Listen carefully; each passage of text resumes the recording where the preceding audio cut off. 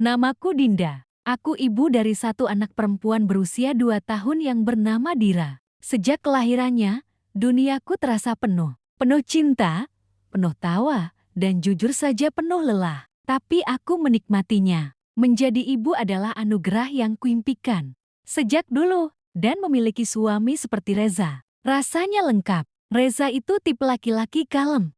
Nggak banyak bicara, tapi sekali tersenyum, dunia seperti lebih damai. Ia bekerja sebagai konsultan desain interior dan sering menangani proyek luar kota. Tapi setiap kali pulang, Reza selalu membawa sesuatu untuk Dira, kadang boneka kecil, kadang buku cerita. Dira selalu memanggilnya, "Papap," dengan tawa khas bayi yang bikin semua capekku hilang. Karena aku baru akan kembali bekerja setelah 2 tahun cuti, kami memutuskan mencari pengasuh anak. Aku tahu itu bukan keputusan mudah, tapi Dira butuh perhatian lebih daripada yang bisa kami berikan kalau aku sudah kembali ke kantor. Dan jujur, aku butuh waktu untuk diriku sendiri juga. Setelah beberapa kali wawancara, datanglah Risa. Umurnya baru 21 tahun. Ia lulusan SMA, tinggal di kota ini sendirian karena keluarganya di kampung. Risa punya tatapan yang lembut dan cara bicara yang sopan. Saat pertama kali melihat Dira, ia langsung jongkok dan mengulurkan tangan. "Hai Dira, namaku Risa, boleh kita main bareng?" Dira langsung tertawa dan meraih tangannya. Aku dan Reza bertatapan. Sepertinya ini jawaban dari doa-doa kami. Seminggu berlalu sejak Risa mulai bekerja. Dan jujur, aku terkesan. Ia bukan hanya pintar menjaga Dira, tapi juga ringan tangan membantu beberes rumah saat Dira tidur siang. Kadang-kadang aku mendengar mereka bernyanyi bersama di kamar anak. Kadang aku ikut duduk di tepi dan ikut menyanyikan lagu balonku seperti anak-anak lagi. Rasanya rumah ini lebih hidup ya sekarang, kataku pada Reza suatu malam saat kami duduk berdua di balkon. Reza hanya mengangguk dan tersenyum. "Iya, kita beruntung banget ketemu Risa. Aku merasa nyaman. Terlalu nyaman, mungkin. Aku tak pernah membayangkan bahwa sesuatu yang hangat bisa perlahan berubah jati bara. Dan bara itu sedang diam-diam tumbuh di balik senyum manis seorang pengasuh yang kupilih sendiri. Tapi malam ini, aku masih belum tahu apa-apa. Yang aku tahu, aku bahagia. Dan kebahagiaan itu segera akan diuji. "Bu Dinda, dirapap ya."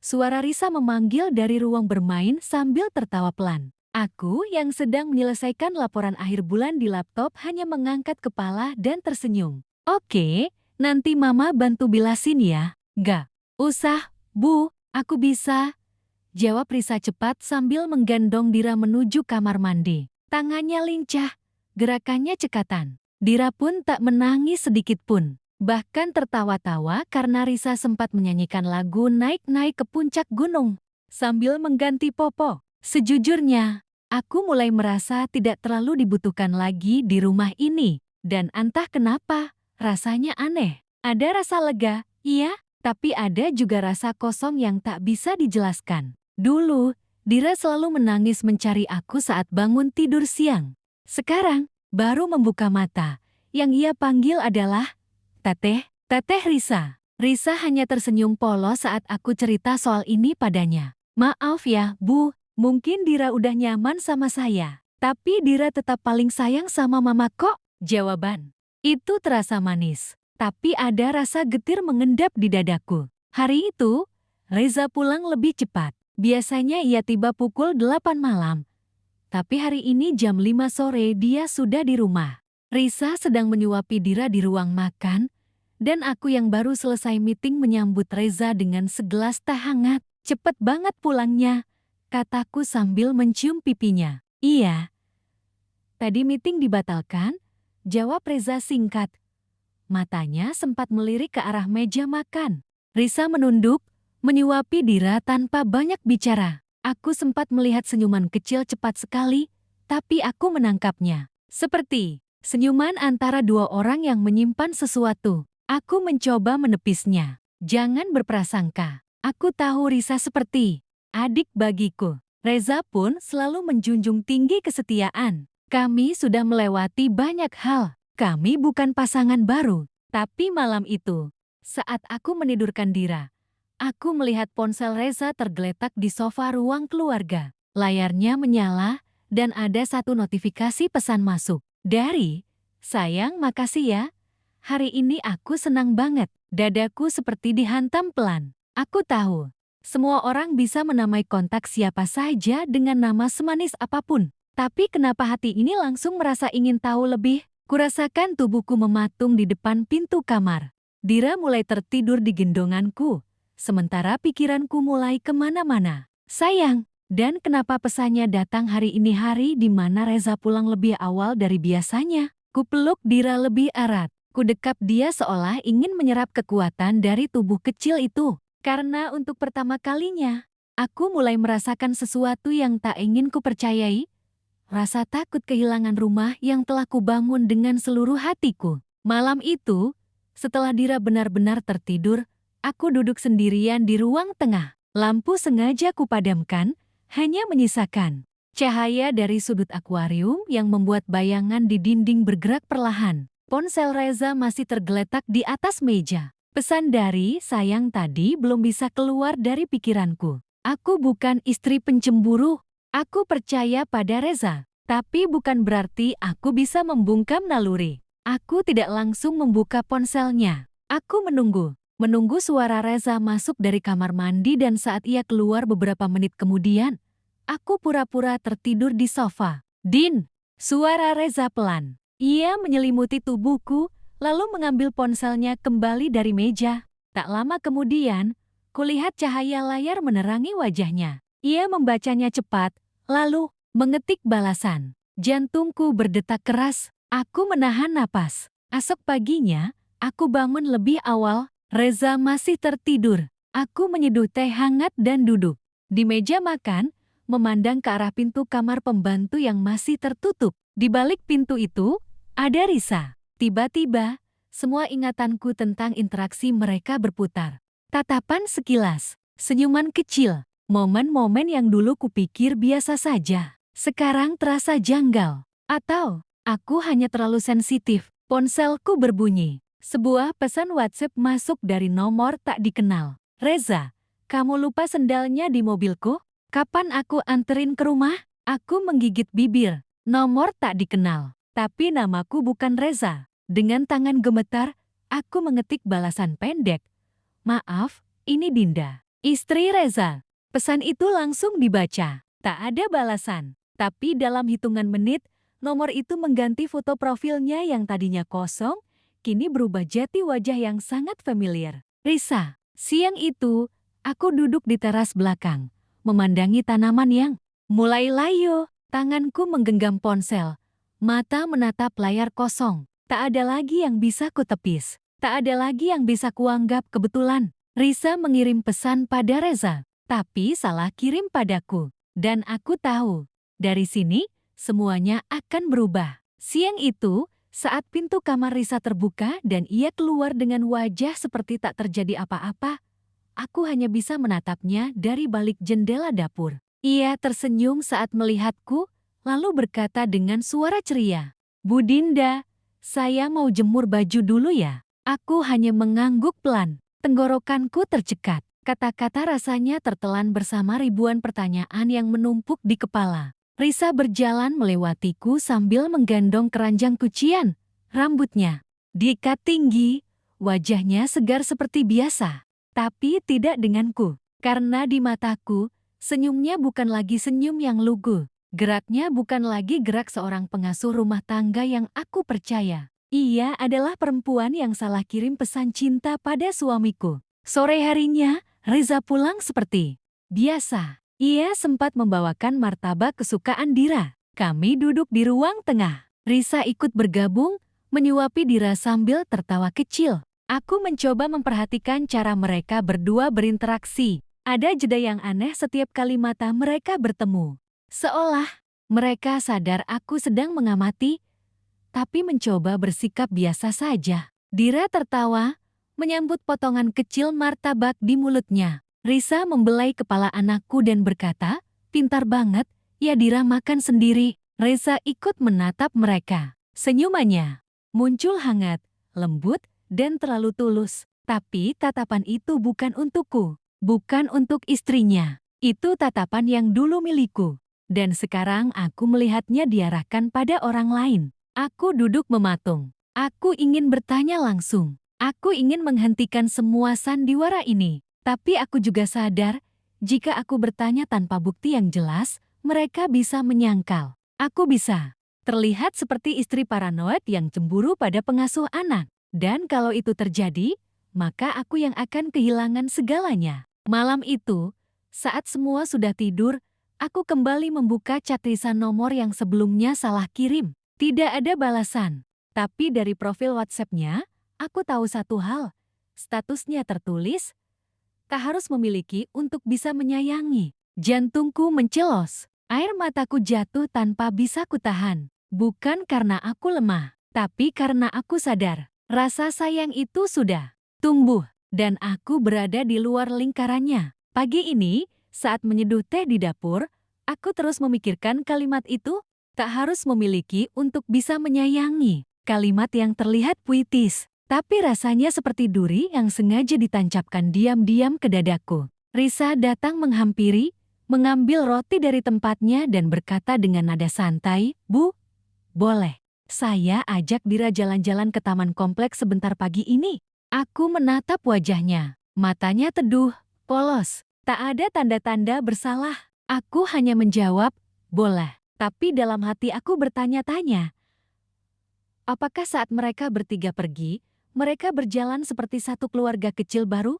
Dan aku hanya jadi penonton di rumahku sendiri. Siangnya, aku mencoba bicara dengan Reza. Kami duduk di ruang tamu, Dira sedang tidur, Risa berada di kamar. Aku menatap wajah suamiku dan bertanya pelan, "Mas, akhir-akhir ini kamu beda. Ada yang kamu sembunyikan?" Reza tampak terkejut. "Beda gimana?" "Aku biasa aja, Din." Nada suaranya tenang, tapi matanya sedikit menghindar. Ia mengambil ponsel dan mengetuk layarnya pelan, seperti ingin mengalihkan topik. Aku tidak menyerah. "Mas, kamu kenal baik sama Risa, kan?" Wajah Reza menegang sejenak, lalu berubah cepat. Ia tersenyum kecil. "Ya kenal, kan dia kerja di rumah kita." "Masa nggak kenal?" Jawaban itu terdengar aman. Terlalu aman. Seperti sudah dipikirkan sebelumnya. Aku mengangguk, tak ingin memancing lebih jauh belum sekarang. Sore harinya, aku menjemur handuk di halaman belakang. Saat itulah aku melihat sesuatu yang membuat napasku tercekat. Di tempat sampah kecil dekat kamar Risa, ada sobekan kertas sepertinya halaman majalah dengan tulisan tangan kecil di pojok bawah. "Jangan khawatir, aku tetap ada di sini, walaupun cuma sebagai bayangan." Tanganku gemetar saat memungutnya. Tulisannya mirip tulisan yang kulihat di catatan belanja yang dulu sering Risa tulis. Aku berdiri mematung, angin sore menerpa wajahku. Aku mulai mengumpulkan kepingan, dan semuanya mulai membentuk satu gambar utuh. Tapi tetap saja, aku masih ragu. Haruskah aku menanyakan langsung padanya? Atau kutunggu sampai kebenaran itu benar-benar tak bisa mereka sembunyikan lagi? Malamnya, saat aku dan Reza sedang di kamar, ia tertidur lebih dulu. Ponselnya tergeletak di samping bantal. Tanganku sempat bergerak, mengambilnya, tapi aku urungkan. Bukan karena aku takut tahu, tapi karena aku ingin dia yang memilih jujur. Tapi sampai kapan? Karena semakin lama aku diam, semakin aku tak lagi mengenali rumah ini. Dan aku mulai tak mengenali siapa yang tidur di sampingku. Aku bangun lebih awal dari biasanya pagi ini. Langit masih gelap. Suara azan subuh baru saja selesai berkumandang. Reza masih tertidur pulas di sampingku. Wajahnya tenang, terlalu tenang untuk seseorang yang tengah menyimpan rahasia. Aku memandang langit-langit kamar dan menarik napas panjang. Aku sudah cukup lama terdiam. Sudah cukup lama berharap mereka akan sadar dan berhenti dengan sendirinya. Tapi tidak ada yang berhenti. Tidak ada yang berubah. Dan kalau aku terus diam, rumah ini akan lepas dari tanganku, perlahan tapi pasti. Hari itu, setelah Reza berangkat ke kantor dan Risa sibuk mencuci pakaian di halaman, aku mulai menyusun rencana kecilku. Aku tidak ingin mengamuk, aku tidak ingin berteriak dan mengusir orang. Aku hanya ingin tahu, siapa sebenarnya yang sedang kutinggali bersama. Dan siapa yang selama ini kusangka bisa kupercaya? Langkah pertamaku, memeriksa kamera CCTV rumah. Sebenarnya, CCTV itu dipasang sejak Dira lahir untuk keamanan.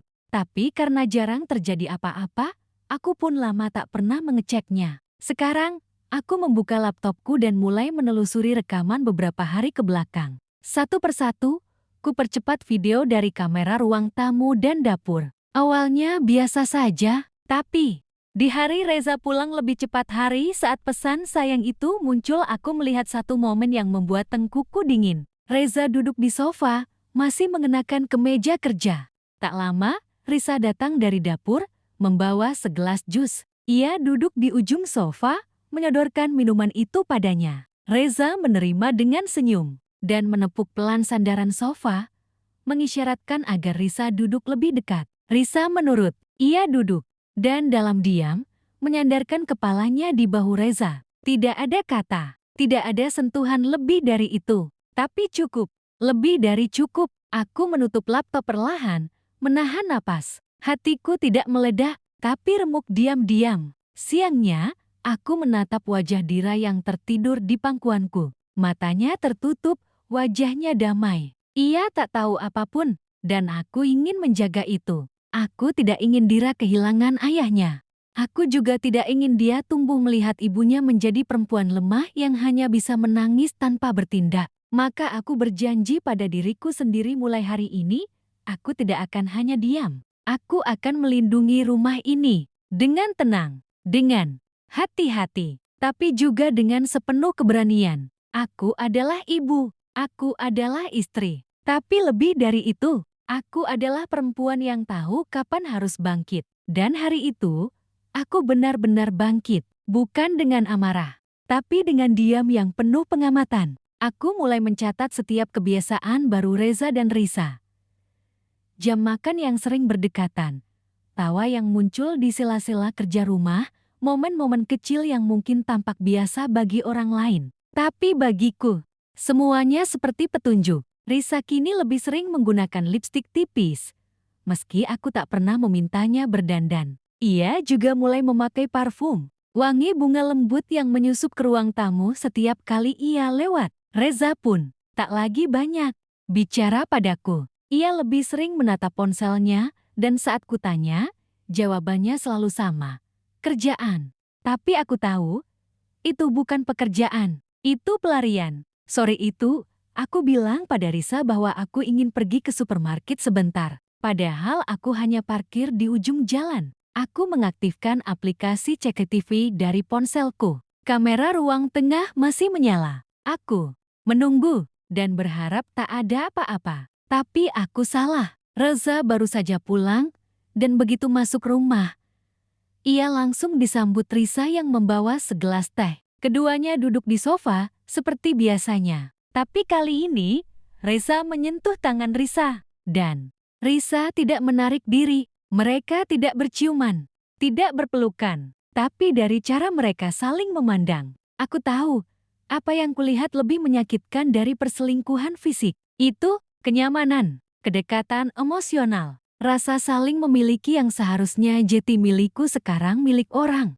lain. Air mataku jatuh di balik kemudi. Tangan kiriku menggenggam tas belanja yang kosong. Kepalaku bersandar di kemudi. Aku tak tahu berapa lama aku duduk di sana, mendengarkan rekaman sunyi dari rumahku sendiri yang terasa makin asing. Aku pulang 15 menit kemudian. Wajahku kupoles seadanya. Senyum kupaksakan. Saat aku masuk, Risa menyambutku dengan, "Sudah pulang, Bu." Reza menoleh cepat, lalu kembali berpura-pura membaca koran. Aku hanya menjawab, "Ya." Lalu aku menatap mereka satu persatu. Dan untuk pertama kalinya, aku tersenyum. Dengan hati yang hancur di dalam, tapi kepala yang tegak berdiri. Karena hari ini, aku tak lagi menebak. Aku sudah tahu. Tapi tahu saja tidak pernah cukup. Malam itu, setelah Dira tertidur dan rumah mulai sunyi, aku duduk sendiri di ruang makan.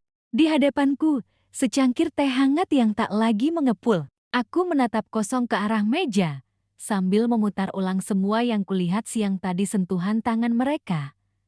Kara Reza menatap Risa seperti menatap rumah baru yang ia temukan di tengah Rumah lama yang ia abaikan. Aku ingin marah. Aku ingin menangis. Aku ingin berteriak, membangunkan mereka semua dan berkata, "Berhenti berpura-pura. Aku tahu semuanya." Tapi aku diam.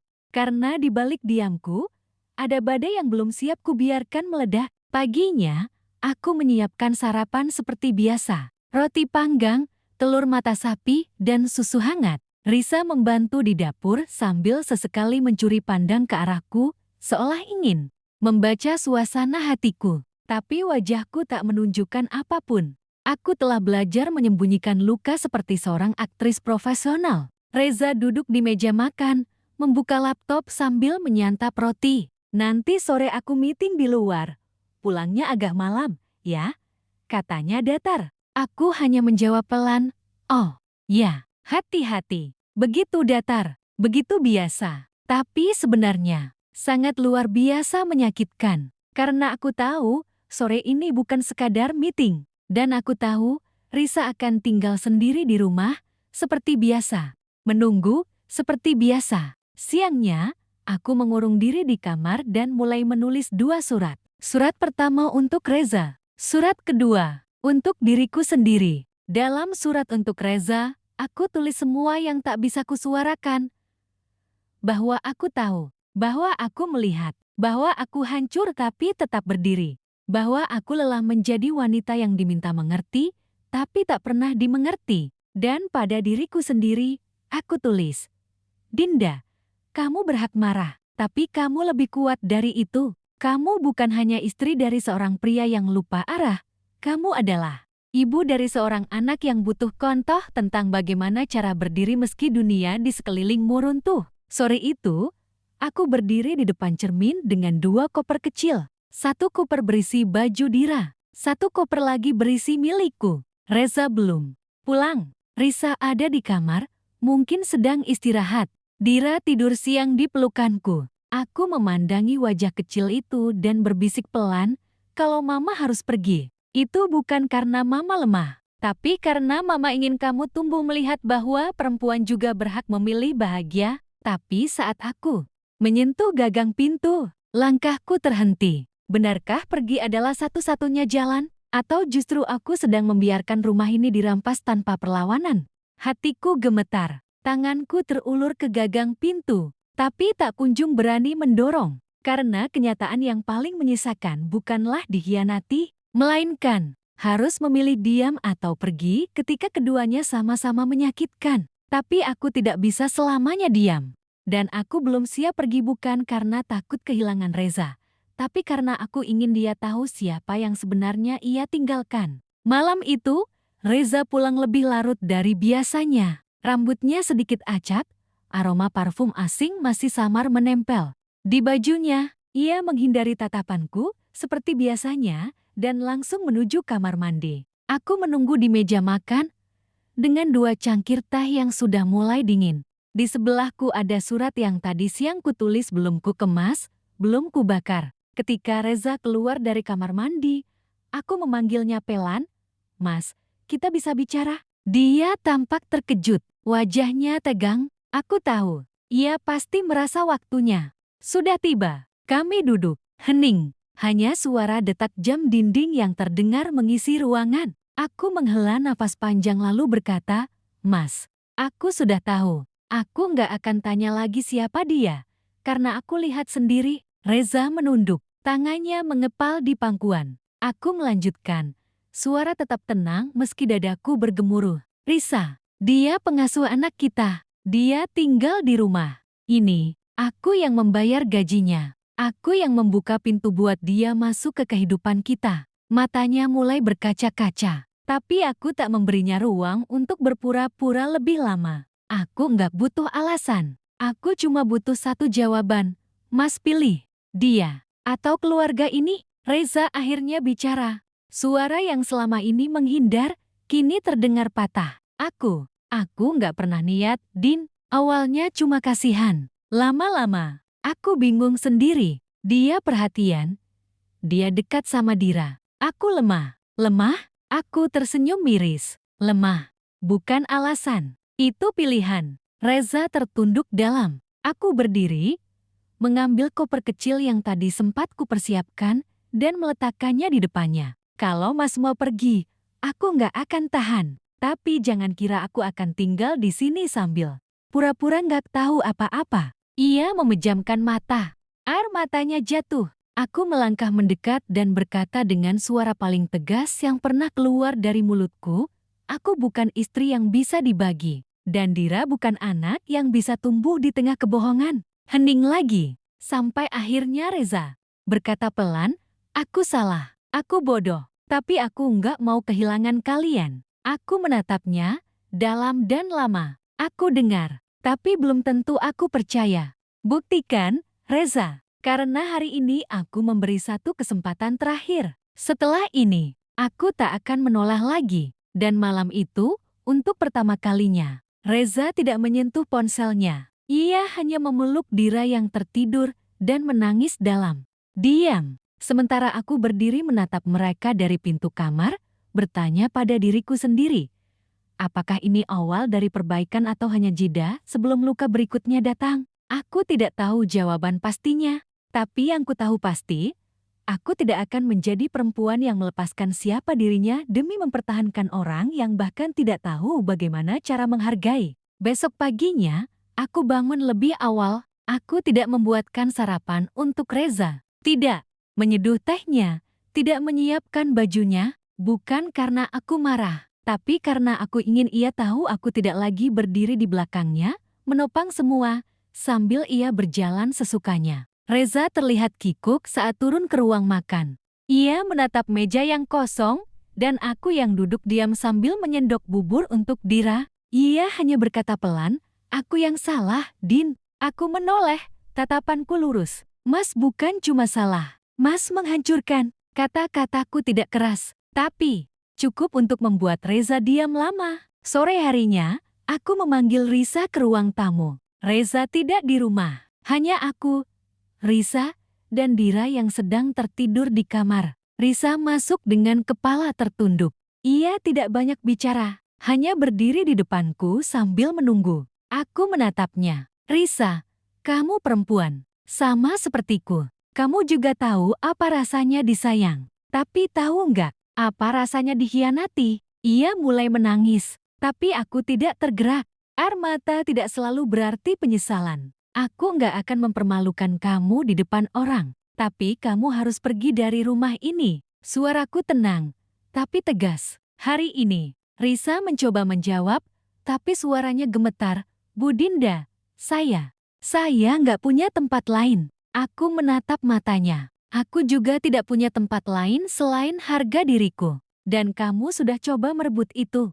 Reza pulang malam itu dan menemukan rumah dalam sunyi. Tidak ada suara Risa bernyanyi. Tidak ada aroma masakan dari dapur. Tidak ada yang menyambutnya. Aku suruh dia pergi, kataku tanpa menoleh. Reza hanya mengangguk. Tidak ada penolakan.